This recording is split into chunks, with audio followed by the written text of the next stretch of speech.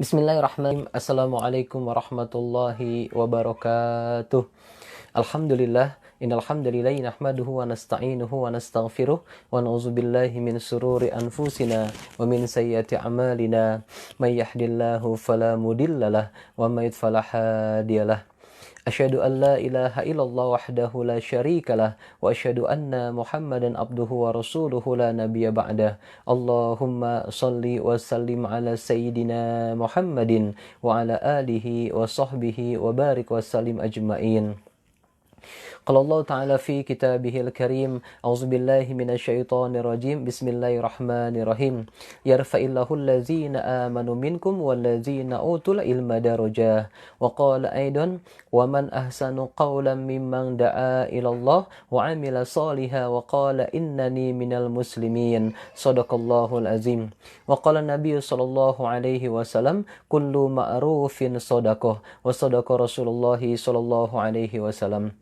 Alhamdulillah, kita bersyukur pada Allah Subhanahu wa taala. Pada malam hari ini kita kembali hadir ya dalam rangka kegiatan kajian Islam online kita, tentunya dalam rangka meningkatkan kualitas keimanan, ketakwaan kita kepada Allah Subhanahu wa taala dan memperdalam kafaah kita terhadap ajaran Allah Subhanahu wa taala dan juga memperluas sakofah Islamiyah kita.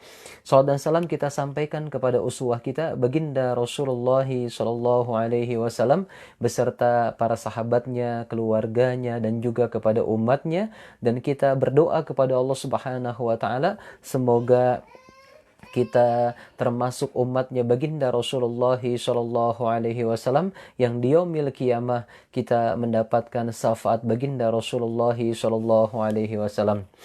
Baik, sebelum kita mulai ya kegiatan kajian ini, kita buka bersama dengan lafaz basmalah. Bismillahirrahmanirrahim. Kita sholawat. Allahumma sholli ala Muhammad ya Rabbi sholli alaihi wasallim. Allahumma sholli ala Muhammad ya Rabbi balighul wasilah. Allahumma sholli ala Muhammad ya Rabbi sholli alaihi wasallim. Allahumma sholli ala Muhammad ya Rabbi balighul wasilah. Ayo semuanya ya, terutama para pelajar nih, mahasiswa dan mak-mak nih, kita baca salawat azgil. Allahumma sholli ala sayyidina Muhammad wa ashghil li zalimin bi zalimin. Allahumma sholli ala sayyidina Muhammad wa ashghil li zalimin bi zalimin wa akhrijna min bainihim salimin. Huwa ala alihi wa sahbihi ajma'in. Allahumma salli wa sallim wa barik alaihi. Baik, kita tasbih ya berjamaah. Kita mulai. Subhanallah walhamdulillah wa la ilaha illallah wallahu akbar. Subhanallah walhamdulillah wa la ilaha illallah wallahu akbar. Subhanallah walhamdulillah wa la ilaha illallah wallahu akbar. Alhamdulillah. Baik ya, kita sudah sama-sama membaca sholawat ya dan juga tasbih. Semoga dengan sholawat yang kita baca tadi ya, kita akan diampunkan dosa-dosa kita, diangkat derajat kita, dan kita diberikan cucuran rahmat oleh Allah Subhanahu wa taala. Dan juga mudah-mudahan dengan tasbih yang kita baca ini akan mendatangkan sakinah, dan akan mendatangkan malaikat Allah Subhanahu wa taala untuk mencatat nama-nama kita yang hadir dalam kajian online ini, dan insya Allah didoakan oleh malaikat Allah agar dosa-dosa kita diampunkan oleh Allah Subhanahu wa taala. Baik ya, kita lanjutkan. Sekali lagi, apa kabar pada malam hari ini? Alhamdulillah, sukses, mulia, Allahu Akbar. Nah, sebelum kita bahas kajian kita pada malam hari ini, penting sekali ini, karena ini biasa yang dilakukan oleh masyarakat, terutama Nahdlatul Ulama ya, tentang bagaimana amalan orang hidup ya untuk orang yang sudah wafat. Nah, tapi sebelumnya kita bacakan suratul Fatihah, kita doakan ada Bapak Subhan ya, kita doakan juga ada Mbak Eva, Unimira, dan yang lain. Semoga diampunkan dosanya oleh Allah Subhanahu wa taala, diberkahkan rezekinya oleh Allah Subhanahu wa taala, dimudahkan urusannya oleh Allah Subhanahu wa taala, dihindarkan dari musibah oleh Allah Subhanahu wa taala, serta hajat-hajat dan doa-doanya dikabulkan oleh Allah Subhanahu wa taala. Al-Fatihah. أعوذ بالله من الشيطان الرجيم بسم الله الرحمن الرحيم الحمد لله رب العالمين الرحمن الرحيم مالك يوم الدين إياك نعبد وإياك نستعين اهدنا الصراط المستقيم صراط الذين أنعمت عليهم غير المغضوب عليهم ولا الضالين آمين يا رب العالمين. Ya, baik ya, kita langsung nih, dan ini diingatkan bahwa kajian kita malam hari ini cukup penting ya. Jadi tolong disimak dan dipahami, bahkan dicatat ya dari awal sampai akhir. Jangan di tengah-tengah langsung menghilang ya. Kenapa? Nanti gagal paham terhadap apa yang disampaikan. Nah, bahasan kita pada malam ini adalah tentang amal orang hidup untuk orang yang sudah wafat. Nah, yang pertama adalah ibadah haji. Boleh nggak ibadah haji ini dilakukan, diniatkan untuk orang yang sudah meninggal? Nah, pertama di sini digambarkan, ya Al-Bukhari meriwayatkan dari Ibnu Abbas, ya seorang perempuan dari Juhainah datang menghadap Rasulullah Shallallahu Alaihi Wasallam, ya dan dia berkata, sesungguhnya ibu saya bernazar. Nah, jadi ada seseorang yang bernazar untuk melaksanakan ibadah haji. Ya, tetapi kemudian ia belum melaksanakan ibadah haji. Kenapa? Keburu dia meninggal. Ya, maka kata seorang anaknya, apakah saya boleh menghajikannya ya Rasulullah? Nah, jadi kalau masalah ibadah haji, ibunya sudah meninggal, tapi sebelum meninggal ibunya bernazar untuk melaksanakan ibadah haji kalau apa misalkan. Nah, kemudian kalau kita perhatikan di sini, ya maka si anak ini bertanya kepada Rasul, apakah saya boleh menggantikannya ya Rasulullah? Apakah saya boleh menghajikannya ya Rasulullah? Maka Rasulullah menjawab, ya laksanakanlah.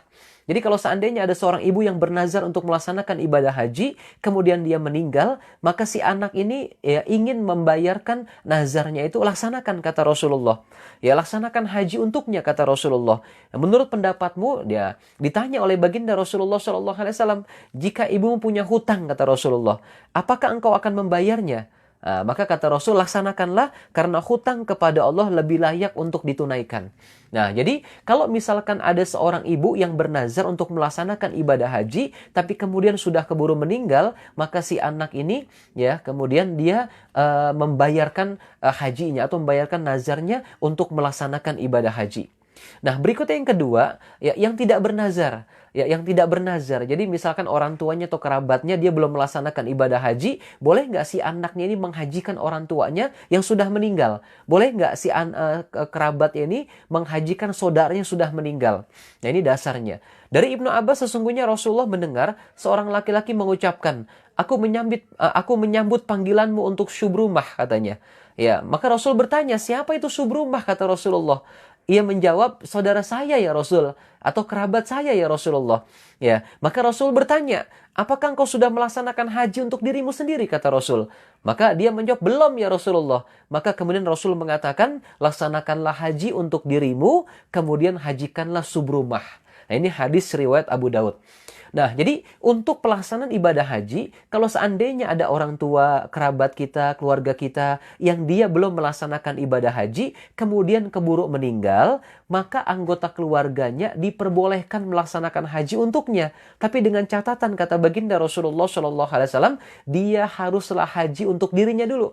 Ya, dia haji untuk dirinya, kemudian baru dia menghajikan orang tuanya, atau baru kemudian dia menghajikan saudaranya, atau baru kemudian dia menghajikan kerabatnya. Nah, ini yang digambarkan oleh baginda Rasulullah Shallallahu Alaihi Wasallam.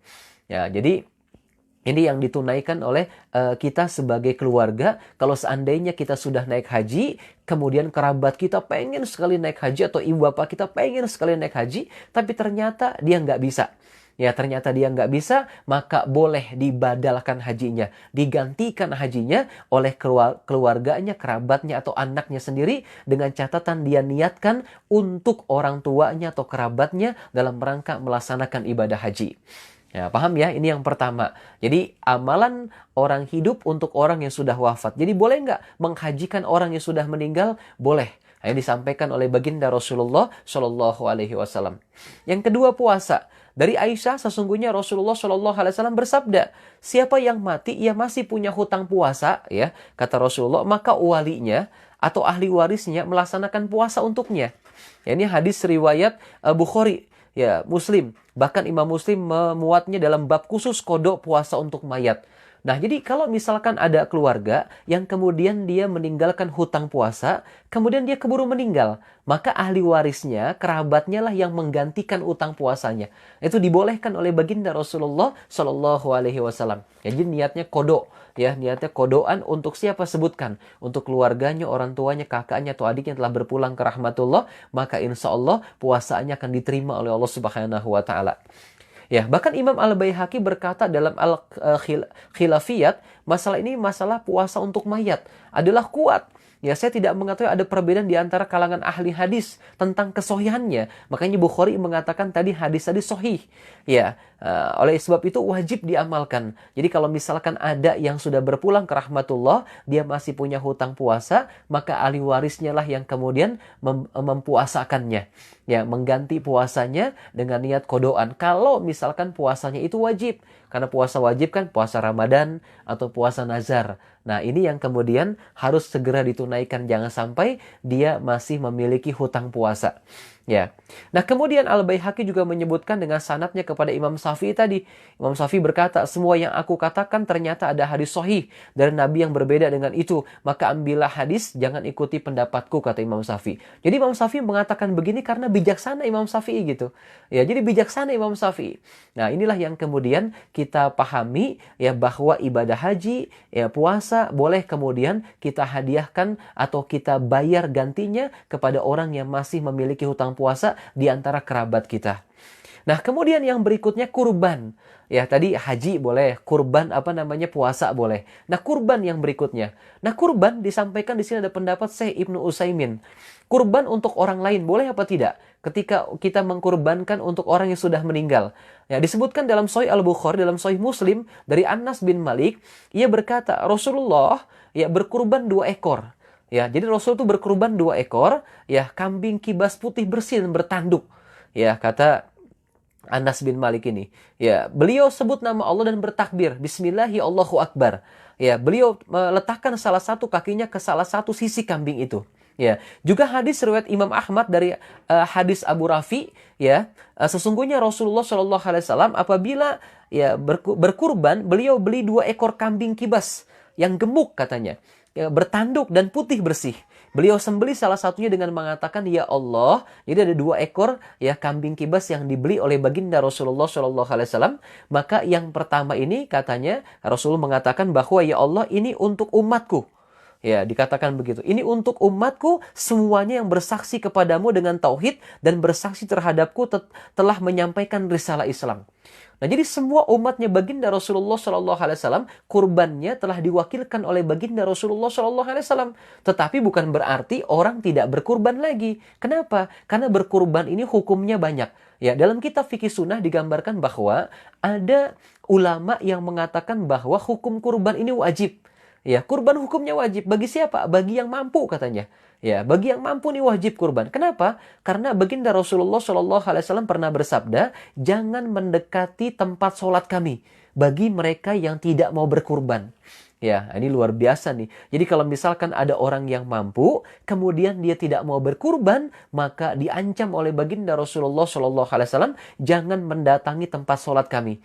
Maka jadikan hujah oleh para ulama, ada yang mengatakan kurban itu hukumnya wajib bagi yang mereka memiliki kemampuan berkurban.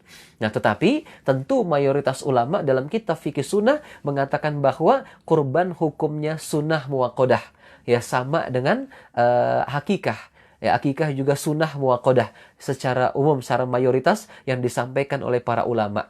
Nah, jadi orang-orang yang punya kemampuan, maka dia berkurban. Tetapi orang-orang yang memang tidak ada kemampuan dari sisi pendanaan, sama sekali nggak punya dana, untuk makan saja dia kadang kekurangan, untuk bayar kontrakan saja kadang susah, maka kurbannya ditalangi oleh baginda Rasulullah Shallallahu Alaihi Wasallam. Jadi Rasul memotong 2 ekor kambing, yang satunya diniatkan oleh baginda Rasulullah Shallallahu Alaihi Wasallam, ya Allah, ini untuk umatku, semuanya yang bersaksi kepadamu dengan tauhid, kata Rasul.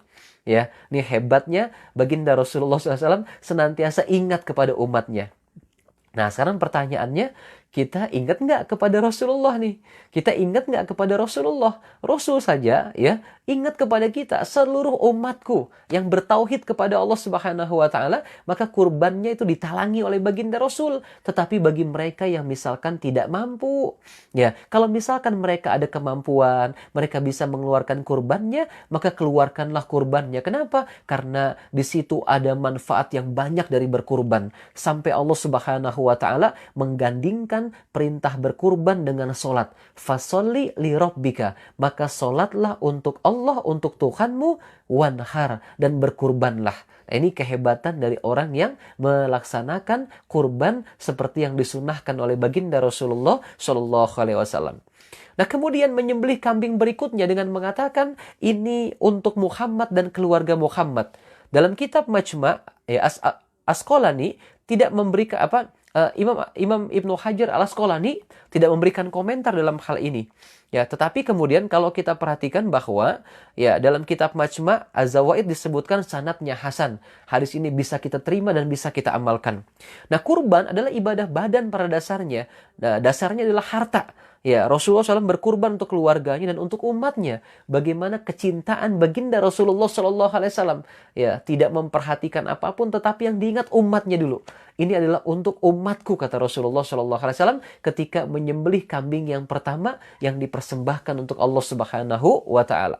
Nah, tidak diragukan lagi bahwa ketika Rasul melakukan itu, ya mereka mendapatkan balasan pahala dari Allah Subhanahu wa taala. Kenapa? Karena dikerjakan oleh baginda Rasulullah. Ya, maka kalau seandainya semacam itu, maka orang yang melaksanakan kurban untuk orang yang sudah meninggal, insya Allah sah, insya Allah diterima kurbannya oleh Allah Subhanahu wa taala, asalkan dia niatkan bahwa kurban ini untuk fulan bin fulan, untuk fulanah binti fulan. Ya, disebutkan, diniatkan bahwa kurban ini untuk orang yang sudah meninggal, namanya siapa. Insya Allah pahalanya akan disampaikan oleh Allah Subhanahu wa taala dan balasannya akan disampaikan oleh Allah Subhanahu wa taala. Nah, jadi haji boleh, ya, kemudian juga tadi apalagi satu lagi tuh puasa ya bisa ya untuk dilakukan untuk orang yang sudah meninggal, kurban juga bisa, dan kemudian yang keempat sodakoh. Bolehkah sodakoh kita berikan kepada orang yang sudah meninggal? Ya, seperti misalkan kalau kita perhatikan tahlilan tuh. Tahlilan kan biasanya banyak sodako kan. Ada makanan, minuman tuh sodako. Nah, ini rujukannya nih ya. Dari Sa'ad bin Ubadah, ia berkata, saya bertanya kepada Rasul. Nah, ada sahabat Rasul yang datang kepada Rasulullah. Dia bertanya kepada Rasulullah Shallallahu Alaihi Wasallam, ya Rasulullah, sesungguhnya ibu saya meninggal dunia, katanya. Ya, apakah saya bersedekah untuknya? Boleh nggak? Ya, Rasulullah SAW menjawab, iya. Apakah saya bersedekah untuknya? Maka Rasul mengatakan, iya, bersedekahlah kalau bahasa kita gitu. Ya, saya bertanya, apakah sedekah yang paling utama ya Rasul? Maka baginda Rasul mengatakan, memberi air minum. Ya, zaman dulu kan kalau kita perhatikan di padang pasir itu kesulitan air bersih. Maka sodako yang paling utama memberi air pada waktu itu. Nah, kalau misalkan kita perhatikan kalau orang yang sedang tahlilan, itu kan kurang afdol lah kalau bersedekahnya hanya air saja, ya, tapi ditambahkan lagi misalkan dengan makanan. Itu sodakoh air dan sodakoh makanan itu dianjurkan oleh baginda Rasulullah SAW atau para tabi'in. Nah, tetapi yang harus kita perhatikan di sini adalah kalau misalkan tetangga kita orang yang tidak mampu, ya maka tetangganya lah yang memberikan tuh bantuan kepada orang yang sudah meninggal itu. Nah, jadi misalkan ketika dia tahlilan, ya, kalau kita perhatikan di sini tahlilan itu apa sih? Tahlilan di sini adalah membaca tahlil. Apa itu tahlil? La ilaha illallah. Ya, jadi Masya Allah, kalau seandainya ada orang yang mengatakan bahwa tahlilan itu bid'ah, bertanggung jawabnya besar di hadapan Allah Subhanahu wa Ta'ala. Ya, kemudian ada yang mengatakan tahlilan itu kan 7 hari, ya 40 hari itu kan ajaran Hindu. Masya Allah, besar tanggung jawabnya di hadapan Allah Subhanahu wa Ta'ala. Dia harus membaca lebih detail bagaimana kisahnya para salafus solih, bagaimana kisahnya para tabi'in. Ya, jadi sodakoh yang harus kita sampaikan di sini adalah sodakoh yang dikeluarkan untuk orang yang sudah meninggal, itu sunnahnya baginda Rasulullah. Dan pada saat kita melaksanakan tahlilan, di situ ada sodakoh air, sodakoh makan, sukarela. Ya, sukarela tanpa ada kewajiban. Ya, sukarela dia. Kenapa? Mengikuti sunnahnya baginda Rasulullah Shallallahu Alaihi Wasallam. Kecuali bagi orang yang kemudian bapaknya meninggal, ibunya meninggal, anaknya tidak mampu, maka tetangganya lah yang mengantarkan makanan. Tetangganya lah yang memberikan makanan kepada orang yang sudah meninggal itu, dan kemudian berdoalah, berzikirlah, membaca Quran lah untuk orang yang sudah meninggal. Nah, ini yang harus kita perhatikan di sini nih. Jadi tahlilan itu sebenarnya adalah ya kumpul bersama untuk ngapain? Berdoa. Mendoakan si mayat. Boleh apa tidak? Nanti kita akan lihat. Boleh, luar biasa. Dianjurkan oleh baginda Rasulullah SAW. Yang kedua ngapain? Baca Quran. Ya, membaca surat Yasin. Diniatkan, dihadiahkan. Surat Yasin ini kita hadiahkan kepada orang yang sudah meninggal. Boleh apa tidak? Boleh. Disampaikan oleh para ulama atau para tabi'in.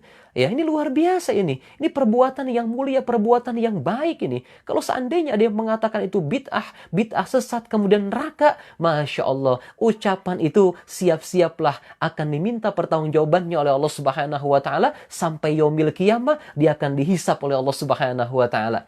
Kita lihat ya ulasan kita pada kesempatan kali ini.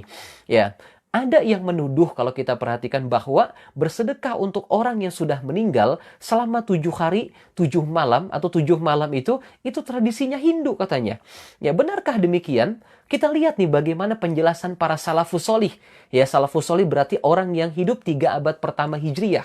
Ya, di situ ada Imam Syafi'i, ya, generasi Rasul, para sahabat, kemudian Imam Syafi'i atau Imam Hanafi, Imam Maliki, Imam Syafi'i, Imam Hambali. Ya, di situ. Nah, kalau kita perhatikan di sini, Imam Ahmad misalkan, Imam Ahmad bin Hambal berkata dalam kitab Az-Zuhdnya, ya, Hasim bin Al-Qasim meriwayatkan kepada kami, Al-Asja'i meriwayatkan kepada kami dari Sufyan katanya. Taus berkata, sesungguhnya orang yang sudah mati itu diazab di kubur mereka selama 7 hari, Masya Allah. Di dalam kitabnya dikatakan di sini, dalam kitabnya Az-Zuhd, kitabnya Imam Ahmad. Taus berkata, sesungguhnya orang yang telah mati, baru saja dia mati, ya ditinggalkan 7 langkah pertama dalam kuburnya, itu merupakan sesuatu yang sangat mengerikan bagi si mayat. Maka jika dia orang beriman dan dia banyak berbuat dosa, belum diampuni oleh Allah Subhanahu wa Ta'ala, atau berbuat dosa kecil yang belum diampuni oleh Allah Subhanahu wa Ta'ala, maka bisa jadi orang ini disiksa 7 hari oleh Allah Subhanahu wa Ta'ala. Ya, Taus berkata, sesungguhnya orang yang sudah mati itu diazab. Ya, bayangkan nih, sesungguhnya orang yang sudah mati itu diazab.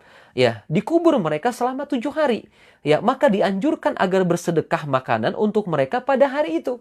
Jadi selama 7 hari berturut-turut, ya ketika mengadakan tahlilan, keluarganya misalkan orang tuanya yang meninggal, keluarganya mengadakan tahlilan, bersodakoh makanan dia kepada orang yang datang tahlil itu. Dia kasih makanan, dia kasih minuman. Kalau misalkan dia punya rejeki lebih, dia kasih berkat lah bahasa kitanya. Ada nasinya, ya ada lauknya, ada minumnya. Itu dibawa ke rumah nanti bisa dimakan bersama keluarganya dia. Ya, itu luar biasa itu. Itu kerjaan salafus solih. Bukan tradisinya orang Hindu. Ya, jangan sembarangan apalagi mengatakan bid'ah dolalah. Nauzubillah. Perkataan ini merupakan perkataan yang memang nanti akan mendapatkan sanksi yang tegas bisa saja dari Allah Subhanahu wa taala dan akan diminta pertanggungjawabannya oleh Allah Subhanahu wa taala. Tetapi yang kemudian harus kita perhatikan di sini adalah bahwa ini tidak sesuatu yang diwajibkan, ya, tidak sesuatu yang diwajibkan. Kalau misalkan kalau misalkan dia tidak mampu mengadakan tahlilan, sekali lagi maka tetangganya lah membantu dia menyiapkan makanan, menyiapkan minuman, ya, supaya apa? Supaya ketika nanti sudah didoakan, bacakan ayat Quran, dihadiahkan kepada orang yang sudah meninggal, maka insya Allah makanan dari tetangganya itu akan terjadi kebersamaan ukhuwah Islamiyah. Tapi kalau seandainya si orang ini berkecukupan atau misalkan dia punya lah yang bisa dia sodakohkan. Kenapa? Karena bersodakoh itu kan dalam keadaan lapang maupun dalam keadaan sempit. Maka dia bersodakoh kepada orang yang sudah meninggal itu. Dengan cara apa? Memberikan makanan, memberikan minuman. Ya, tetapi misalkan memang yang nggak ada itu sunnahnya tuh kayak misalkan rokok ya misalkan itu nggak ada tuh. Ya, nah, ini yang harus kita perhatikan kalau makanan, minuman dan sebagainya itu sesuatu yang memang sangat dianjurkan oleh para tabi'in, para ulama dan juga baginda Rasulullah Shallallahu Alaihi Wasallam, terutama Rasul mengatakan bersodakohlah air. Nah, ini yang kalau kita perhatikan, jadi jangan sembarangan mengatakan itu tradisi Hindu karena dia belum belajar, belum ngaji, belum ngerti agama. Nah, kemudian kalau kita perhatikan bagaimana kemudian komentar daripada Al-Imam As-Suyuti. Nah, perhatikan di sini, Imam As-Suyuti dia mengatakan bahwa azab terhadap orang yang sudah wafat di kubur mereka selama 7 hari. Disebutkan oleh banyak imam dalam kitab mereka. Nah, jadi yang mengatakan bahwa orang yang sudah meninggal 7 hari disiksa oleh Allah Subhanahu wa taala itu banyak disebutkan oleh para ulama. Ya, makanya kemudian orang yang sudah meninggal itu 7 hari doakan dia. Ya, didoakan. Kenapa? Kalau doa rame-rame, ya Allah, barangkali di antara doanya sekampung itu, se-RT itu adalah 3-4 orang yang makbul doanya, yang amalnya bagus, istiqomah, ya. Makanya kalau misalkan kita tahlilan, usahakan undanglah orang-orang yang paham agama, yang ahli ibadah, agar mudah-mudahan doa mereka diterima oleh Allah Subhanahu wa taala. Ini luar biasa nih. Ini disebutkan dalam kitab-kitab para ulama, diantaranya misalkan yang pertama oleh Imam Ahmad bin Hambal dalam kitabnya Az-Zuhd. Al-Hafiz Abu Nu'aim Al-Asbahani dalam kitabnya Al-Khuliyah dengan sanadnya kepada Imam Taus, salah seorang imam dari kalangan tabi'in, kalangan salaf. Ya, begitu disebutkan juga oleh Imam Ibnu Juraij dalam kitabnya Al-Musannaf, ya, karyanya dengan sanadnya Imam Ubaid bin Umair, dan ia lebih besar daripada Imam Taus di kalangan tabi'in. Bahkan ada yang mengatakan ia seorang sahabat baginda Rasulullah Shallallahu Alaihi Wasallam. Nah, kalau disebutkan oleh Al-Hafiz Zainuddin bin Rajab dalam kitabnya Ahwal Al-Qubur, ia riwayatkan dari Imam Mujahid dan Imam Ubaid bin Umair. 3 riwayat ini dihukum sebagai riwayat mursal marfu. Ya, dalam riwayat Imam Ubaid bin Umar terdapat tambahan bahkan. Jadi 7 hari pertama, orang yang kemudian beriman tetapi dia melaksanakan perbuatan dosa dan dosanya belum diampuni oleh Allah Subhanahu wa taala, maka dia mendapatkan azab kubur 7 hari dari Allah. Ya, bayangkan ya, hati-hati 7 hari diazab oleh Allah Subhanahu wa taala. Ini orang biasa ini, orang beriman yang biasa-biasa nih, bukan tergolong orang munafik, bukan ya. Nah, dari riwayat Imam Ubaid bin Umair terdapat tambahan bahkan. Apa tambahannya? Sesungguhnya orang munafik katanya, kalau tadi orang beriman yang biasa itu yang ada dosa-dosa itu, maka diazab 7 hari itu. Nah, ini kalau orang munafik beda lagi nih. Ya, digambarkan ditambahkan oleh Ubaid bin Umar terdapat tambahan, sesungguhnya orang munafik diazab 40 subuh katanya. Ya, berarti orang munafik yang ketika dia meninggal belum bertobat kepada Allah Subhanahu wa taala, maka disiksa di alam barzah 40 hari oleh Allah Subhanahu wa taala. Bayangkan itu. Ya, misalkan contoh kita punya keluarga secara kasat mata, dia nggak mau sholat, dia nggak mau ngaji, dia suka bohong, berdusta dan sebagainya. Dia mati secara syariat 40 hari orang itu akan disiksa di alam barzah oleh Allah Subhanahu wa taala. Apalagi matinya lagi mabuk, nauzubillah. matinya lagi mabuk, hati-hati tuh. Kalau misalkan ada orang yang kemudian dia matinya sedang minum minuman keras, kita tahu dia mabuk-mabukan, kita tahu dia tidak pernah sholat, kita tahu dia banyak kemaksiatannya, kita tahu dia tidak mau berbuat kebaikan, maka ketika ada yang mengatakan atasyhaduna anna janazatul khair, jangan sekali-kali kita mengatakan khair. Kenapa? Kalau kita tahu orang itu tidak baik di mata manusia. Ya kenapa? Karena yang mengatakan khair, dia akan bersaksi palsu nanti di hadapan Allah Subhanahu wa taala. Kalau memang kita lihat orang itu baik, orang itu solih, orang itu baik agamanya, dan dia taat kepada Allah Subhanahu wa taala, kemudian ketika dia mati, ya, dan kemudian dikatakan oleh imamnya pada saat sholat jenazah, atasyhaduna anna janazatul khair, ya, apakah kalian menyaksikan bahwa orang ini baik? Maka katakanlah baik, katakanlah khair, maka khair kita insya Allah akan menyebabkannya diwajibkan masuk dalam surganya Allah Subhanahu wa taala. Nah, ini hati-hati nih.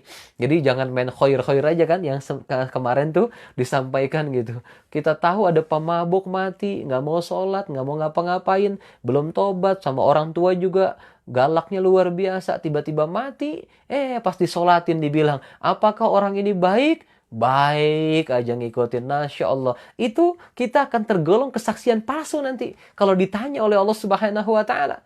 Ya, maka jujurlah saja. Kalau kita yakin orang itu jelek, diam saja kita. Nggak usah bilang khair, diam saja. Ya, tapi kalau misalkan kita yakin orang itu baik, orang itu benar, orang itu solih, maka katakanlah khair. Saya bersaksi ya Allah atas kebaikan orang itu. Maka jika banyak yang mengatakan orang itu baik, apa kata Rasul?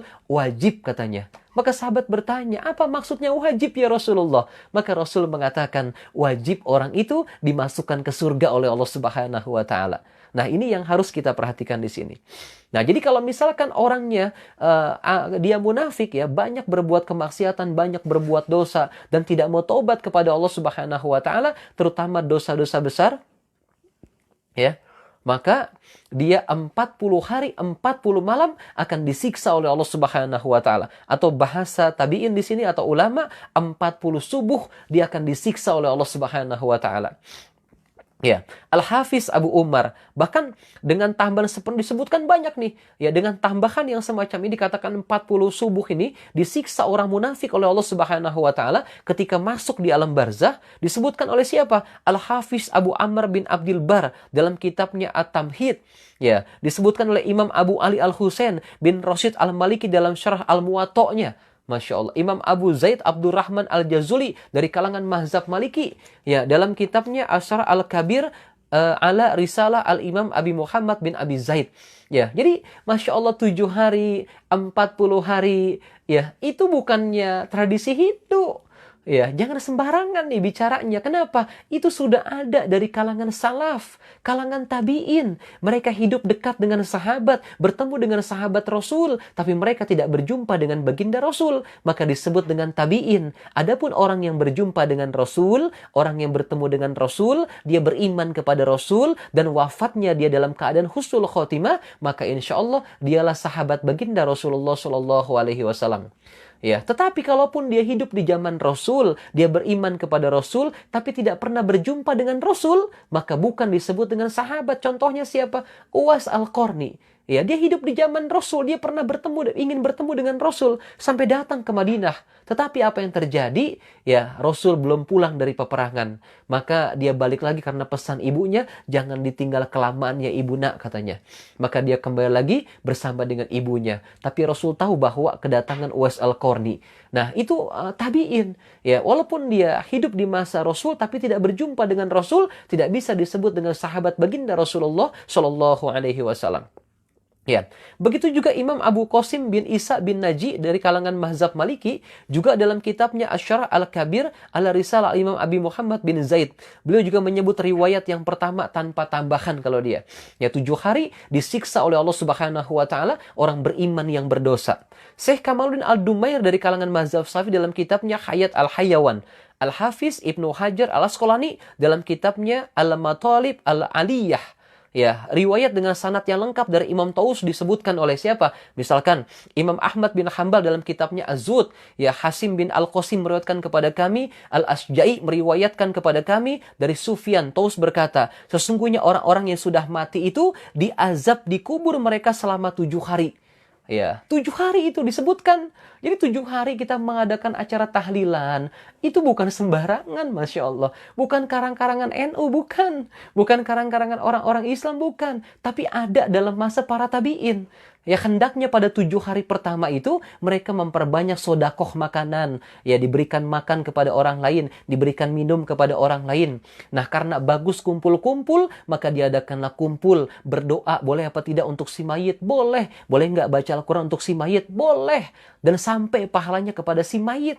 Jelas sekali itu pendapat para ulama. Ya, tetapi diingatkan bahwa dilakukan dengan sukarela, keikhlasan karena Allah, karena mendoakan orang yang telah berpulang ke rahmatullah. Dan yang lebih hebat lagi apa? Niatkan semuanya, bacaan kita, doa kita, zikir kita, kita hadiahkan kepada orang yang sudah meninggal. Sampai apa tidak? Sampai disampaikan insya Allah oleh Allah Subhanahu wa Ta'ala, balasannya dari Allah Subhanahu wa Ta'ala. Nah, ini yang kemudian disampaikan oleh Imam Tawus. Ya, sungguhnya orang-orang yang sudah mati itu diazab, ya, dikubur mereka selama 7 hari. Maka dianjurkan agar bersedekah makan untuk mereka pada hari-hari itu. Nah, Al-Hafiz Abu Nu'aim dalam Al-Khuliyah, Abu Bakar bin Malik meriwayatkan kepada kami, Abdullah bin Ahmad bin Hanbal meriwayatkan kepada kami, bapak saya meriwayatkan kepada kami, Hasim bin Al-Qasim meriwayatkan kepada kami, Al-Asja'i meriwayatkan kepada kami, dari Sufyan ia berkata, Taus berkata, sesungguhnya orang-orang yang sudah mati itu diazab di kubur mereka selama 7 hari. Maka dianjurkan agar bersedekah makanan untuk mereka pada hari-hari itu. Nah, riwayat dengan sanad bersambung dari Imam Ubaid bin Umar, Imam Ibnu Juraij berkata dalam kitab Al-Musannaf, ya, karyanya ini, kalau kita perhatikan para tabi'in dan ulama ini karya-karyanya, dari Al-Haris bin Al-Haris, dari Ubaid bin Umar, ia berkata, 2 orang diazab, orang beriman, ya, dan orang munafik katanya. Adapun orang beriman diazab 7 hari, sedangkan orang munafik tadi diazab di alam barzakh 40 subuh, ya, atau 40 hari oleh Allah Subhanahu wa Ta'ala. Ini luar biasa ini. Masya Allah. Maka kalau misalkan kita ada sedikit rejeki, ya, 7 hari pertama itu adakan tuh tahlilan. Boleh. Doakan, bacakan Al-Fatihah, bacakan Quran, bacakan Yasin, hadiahkan ke orang yang sudah meninggal. Kasih makanan, ya. Kalau misalkan memang kita punya kecukupan rezeki pada hari itu, dan kita nggak punya hutang, ya, kita berikan di situ makanan yang terbaik lah. Risol-risol yang bagus, ya. Air mineral yang bagus, teh manis yang enak. Kalau butuhnya kopi yang enak, ya. Kemudian juga misalkan kalau emang ada kita punya rezeki untuk ada berkatnya, misalkan disuruh bawa pulang sodakohkan, niat sodakoh biar dimakan bersama keluarganya. Spesial kasih kalau emang ada daging, kasih daging, itu luar biasa itu. Ya, didoakan, bacaan zikir, bacaan solawat, bacaan Al-Quran, Masya Allah. Kemudian disampaikan kepada orang yang sudah meninggal, diniatkan, insya Allah itu akan disampaikan oleh Allah Subhanahu wa Ta'ala. Dan mudah-mudahan jika dia misalkan dia disiksa oleh Allah, maka diringankan oleh Allah siksaannya oleh Allah Subhanahu wa Ta'ala. Ini harapannya. Ya, jika dia misalkan disiksa, ya, maka mudah-mudahan bisa jadi siksanya diangkat oleh Allah Subhanahu wa Ta'ala. Nah, yang berat itu kalau punya keluarganya munafik. Punya keluarga orang munafik itu. 40 hari itu disiksa oleh Allah Subhanahu wa Ta'ala. Ya, orang munafik itu 40 hari. Satu harinya seakan-akan lama sekali itu di alam barzakh. Ya, siapa dia orang munafik? Kalau berbicara dia berdusta. Setiap berbicara dia berdusta. Ya, setiap berjanji dia mengingkari. Setiap dipercaya dia berkhianat. Ini ciri daripada orang-orang munafik. Siapapun dia, ya, akan mendapatkan balasan, terutama begitu masuk di alam barzakh, disiksa 40 hari oleh Allah Subhanahu wa Ta'ala. Ya, dia tidak mau sholat fardu. Ya, melalaikan waktu sholatnya. Ya, sholat subuh sama isya-nya beratnya luar biasa. Ya, beratnya luar biasa sampai kemudian menunda waktu sholatnya sampai ketinggalan sholatnya. Terutama sholat subuh sama sholat isya. Dan dia tidak mau bertobat kepada Allah Subhanahu wa Ta'ala. Ya, hati-hati itu. Ketika dia wafat, ya, dia belum bertobat kepada Allah, maka secara syariat 40 subuh disiksa oleh Allah Subhanahu wa Ta'ala. Ya, nah ini dijelaskan dalam kitab Imam As-Suyuti, ya, Al-Hawi lil Fatawa, juz 3 halaman 266. Ya, ini luar biasa ya, Masya Allah. Jadi kalau kita perhatikan penjelasan Imam Suyuti ini bahwa bersedekah untuk orang yang mati selama 7 hari, itu bukan tradisi agama Hindu, sekali lagi. Ya, bukan tradisi agama Hindu. Ya, dia kurang belajar yang mengatakan itu. Ya, kurang paham dia, kurang mengkaji kitab-kitab yang ada gitu. Ya, jadi ini hati-hati nih. Ya, jadi tradisi 7 hari tahlilan atau mendoakan, bersodakoh, memberikan makan minuman untuk orang yang sudah meninggal, diniatkan untuk orang yang sudah meninggal, itu bukan tradisi orang Hindu tuh, Masya Allah. Imam As-Suyuti menulis dalam kitabnya, baca nih kitabnya, judul kitabnya adalah Al-Hawi lil Fatawa, juz 3 halaman 266. Ya, jadi kalau kita perhatikan bahwa tradisi itu bukan tradisi Hindu, tapi itu merupakan tradisi kalangan tabi'in. Ya, tahu siapa tabi'in? Tabi'in adalah orang yang masa hidupnya setelah generasi sahabat Rasulullah SAW dan dia masuk dalam kalangan salafus solih, 3 abad pertama Hijriyah. Ya, 3 abad pertama Hijriyah. Ya, dia hidup. Ya, dia masih kental sekali dengan Rasulullah SAW dan dengan sahabat-sahabat baginda Rasulullah SAW. Nah, jadi kalau terlalu cepat menarik kesimpulan dengan teori pengaruh hanya karena suatu indikasi kesamaan, tindakannya segala macam ini, maka tidak ilmiah, tidak berdasar kalau mengatakan 7 hari, 40 hari itu merupakan tradisi agama Hindu. Nauzubillah. Nah, berbeda sekali. Agama Hindu punya ajaran masing-masing dan Islam punya ajaran masing-masing. Nah, kita saling menghormati saja. Ini yang harus kemudian kita pahami bahwa ini adalah tradisi kalangan salafus solih. Ya, kalangan salafus solih.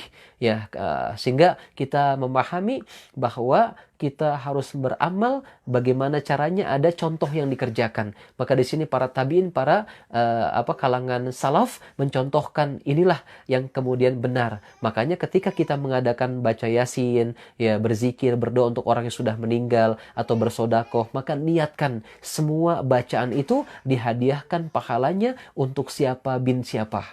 Nah, sehingga insya Allah akan disampaikan oleh Allah Subhanahu wa Ta'ala. Nah, kemudian ada hadis yang mengatakan bahwa ya, jika manusia meninggal dunia maka terputus amalnya. Bagaimana dengan hadis ini? Ya, ini pendapat Syekh Ibnu Utsaimin mengatakan bahwa ini tidak bertentangan dengan hadis apabila manusia meninggal dunia maka putuslah amalnya kecuali 3. Sedekah jariah, ya, ilmu yang bermanfaat, dan doa anak yang soleh atau anak soleh yang mendoakan dia. Nah, ini kita perhatikan nih. Karena maksudnya adalah amal mayat itu terputus. Ya, bukan berarti amal orang lain terputus kepada dirinya. Jadi yang terputus di sini di amal si mayat ini. Si mayat udah nggak bisa beramal lagi. Tetapi orang lain bisa beramal untuk si mayat itu. Ya, paham ya sampai sini ya. Jadi ketika kita memahami hadis ini, Syekh Utsaimin menggambarkan bahwa ya amal mayat itu yang terputus gitu. Bukan amal orang lain terputus. Ya, amal mayat nggak bisa lagi si mayat beramal. Ya, tetapi amal orang lain tidak terputus dan bisa diberikan kepada orang yang sudah meninggal. Nah, ini yang harus kita perhatikan nih. Doa anak yang soleh dijadikan sebagai amal orang yang sudah meninggal. Kenapa? Karena anak itu bagian dari amalnya ketika ia masih hidup. Ya, karena dia menjadi penyebab keberadaan anak tersebut. Seakan-akan doa anak untuk orang tuanya seperti doa orang tua terhadap dirinya sendiri. Jadi kenapa misalkan doa si anak itu untuk orang tuanya, ya itu tersampaikan oleh Allah Subhanahu wa Ta'ala, karena si orang tuanya ketika dia masih hidup, dia menjadi penyebab keberadaan si anak itu. Ya, menjadi penyebab si anak itu menjadi ibadah, menjadi rajin taat dan sebagainya. Nah, dan keberadaannya di bumi juga menjadi penyebabnya dia dengan secara syariat.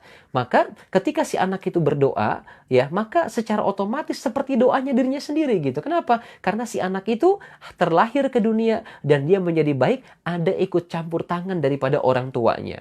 Nah, berbeda dengan doa selain anak. Ya, misalnya doa saudara untuk saudaranya, ya itu bukan amal orang yang sudah wafat, tapi tetap mendapatkan manfaat baginya. Ya, pengecualian yang terdapat dalam hadis ini, amal si mayat terputus. Ya, bukan amal orang lain terputus untuk mayat. Maka oleh sebab itu, Rasulullah tidak mengatakan amal terputus untuk mayat, tapi Rasul mengatakan bahwa amal mayat itu terputus. Perbedaan yang jelas di antara dua kalimat ini. Jadi kalau si mayat udah nggak bisa dia berbuat amal, tetapi orang lain bisa berbuat amal dan dia berikan hadiahnya kepada orang yang sudah meninggal. Nah, inilah yang kemudian harus kita pahami tentang hadis itu yang disampaikan oleh baginda Rasulullah Shallallahu Alaihi Wasallam. Ini dijelaskan dalam kitabnya Syekh Utsaimin ya, halaman 162. Paham sampai sini? Paham ya sampai sini insya Allah ya. Nah, kemudian bagaimana bacaan Al-Quran untuk si mayat? Sampai apa tidak? Nah, bacaan Al-Quran untuk si mayat sampai apa tidak? Sampai insya Allah. Ya, bacaan Al-Quran untuk si mayat sampai insya Allah. Ya, jadi itu yang kemudian harus kita pahami ya tentang yang berkaitan dengan tahlilan. Nanti besok malam mudah-mudahan kita bisa bahas bagaimana pendapat Syekh Ibnu Taimiyah ya yang menggambarkan bahwa tentang bacaan Al-Qur'an sampai kepada orang yang sudah meninggal. Kemudian juga pendapat Imam Ibnu Qayyim Al-Jauziyah, murid daripada Imam Ibnu Taimiyah juga ya mengatakan bahwa bacaan Al-Quran sampai kepada orang yang sudah meninggal. Ya, pendapat Syekh Ibnu Utsaimin juga. Ya, untuk pendapat untuk simat boleh. Ya, bahkan doa juga itu lebih baik. Nah, dan bolehkah kita kemudian membaca Al-Quran ya itu di sisi kuburan, boleh apa tidak? Nah, ini nanti insya Allah kita akan bahas dan sampai tidak pahalanya kepada orang yang sudah meninggal. Insya Allah mudah-mudahan kita akan bahas di besok malam insya Allah. Baik, sampai sini ada yang belum terjawab nggak? Tadi pertanyaan yang masuk ke kolom komentar itu ya, Masya Allah. Ada yang belum terjawab apa tidak? Silahkan.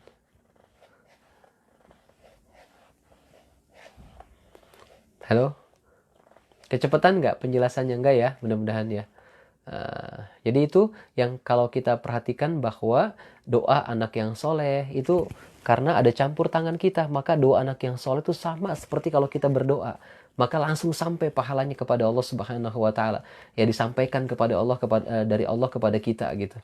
Ya Allah menyampaikan, tapi doa orang lain harus diniatkan. Makanya kalau misalkan ada orang yang mengadakan tahlilan, ya itu pertama niatnya harus ikhlas karena Allah. Yang kedua, ya niatkan bahwa doa yang dipanjatkan, bacaan Yasin, zikir-zikir yang dibaca kayak tahlil ya, tasbih, tahmid ya. Ada kan subhanallah wa bihamdihi subhanallahil azim. Nah itu niatkan semuanya untuk orang yang sudah meninggal. Ya untuk orang yang sudah meninggal siapa disebutkan diniatkan supaya pahalanya akan disampaikan oleh Allah Subhanahu wa taala. Ya, jelas ya jadi ya. Jadi kalau misalkan ada yang bertanya dan mengatakan itu tradisi Hindu atau itu bid'ah, setel aja langsung nih video ini nih. Setel ya video ini ya. Sehingga insya Allah kita punya rujukan yang jelas. Dan ulama-ulama kita juga nggak sembarangan tuh mengadakan tahlilan begitu. Nah, kalau misalkan memang ada yang tidak setuju dengan tahlilan, ya silahkan jangan mengadakan. Tapi jangan langsung mencap itu tradisi Hindu, ya itu kemudian bid'ah dolalah, ya. Biarkanlah agama Hindu punya masing-masing caranya, kita punya cara tersendiri dari Al-Quran dan Hadis dan juga para tabiin, para ulama ya. Jadi kita saling menghormati saja. Baik, silakan ada yang mau ditanyakan? Halo? Nah, Bang mau tanya kalau sholat yang udah meninggal boleh dikodo apa enggak? Nah, sebenarnya sholat ini ya itu adalah yang berkaitan langsung kepada orangnya. Contoh misalkan nih, kayak misalkan dia berhutang 3 tahun dia nggak sholat, maka dia boleh mengkodok kalau dia masih hidup.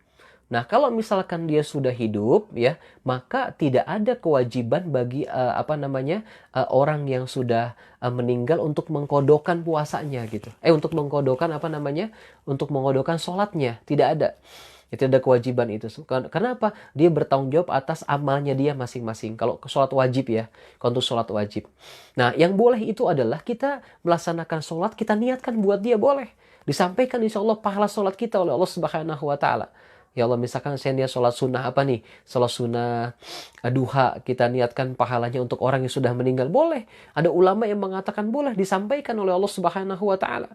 Ya, disampaikan oleh Allah Subhanahu Wa Taala. Tetapi saya belum menemukan dasarnya atau hadisnya atau para tabiin atau ulama yang kemudian mengkodokkan sholat orang yang sudah meninggal. Nanti coba kita cek and recheck lagi, kita cari lagi. Ya, tetapi sementara ini untuk orang yang sudah meninggal, yang dia memang terbiasa meninggalkan sholat wajib, ya maka dia akan mendapatkan hukuman dari Allah Subhanahu Wa Taala atas kewajiban yang telah dia tinggalkan. Nah, seperti itu insya Allah ya. Siapa lagi ada yang mau bertanya? Silahkan. Nah, tapi kalau kita menghadiahkan sholat boleh apa tidak? Boleh. Kita menghadiahkan sholat sunnah apa? Sampai kepada insya Allah kepada orang yang sudah meninggal. Kita misalkan menghadiahkan sodako. Ya misalkan kita nyumbang ke masjid, kita niatkan ya Allah pahalanya untuk fulan bin fulan ya. Fulanah binti fulan misalkan. Nah, insya Allah disampaikan pahalanya oleh Allah Subhanahu Wa Taala. Nah, semacam itu insya Allah. Baik, silakan. Ada yang mau bertanya lagi? Kalau nggak ada, sambil kita baca suratul Fatihah ya. Kita baca suratul Fatihah, kita doakan ya, terkhususkan untuk diri kita, anggota keluarga kita, orang tua kita, dan kemudian guru-guru kita ya, dan juga pada eh, kerabat kita ya, terutama anak-anak kita, pasangan kita, orang tua kita, keluarga kita, diri kita. Semoga dihindarkan kita semua dari wabah virus COVID-19 oleh Allah Subhanahu wa taala, dihindarkan kita semua dari musibah. Yang punya hutang semoga dilunaskan hutangnya oleh Allah Subhanahu wa taala, dan kita dipanjangkan umurnya oleh Allah Subhanahu wa taala, diberkahkan, dilimpahkan rezeki kita oleh Allah Subhanahu wa taala.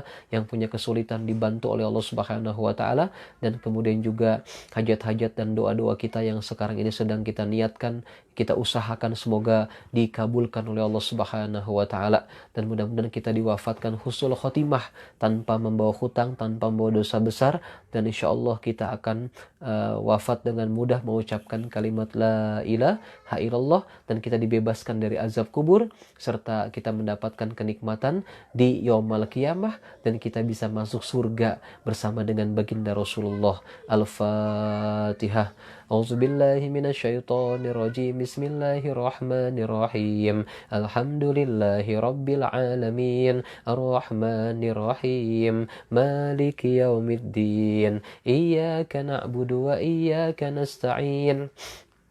اهدنا الصراط المستقيم صراط الذين أنعمت عليهم غير المغضوب عليهم ولا الضالين آمين يا رب العالمين.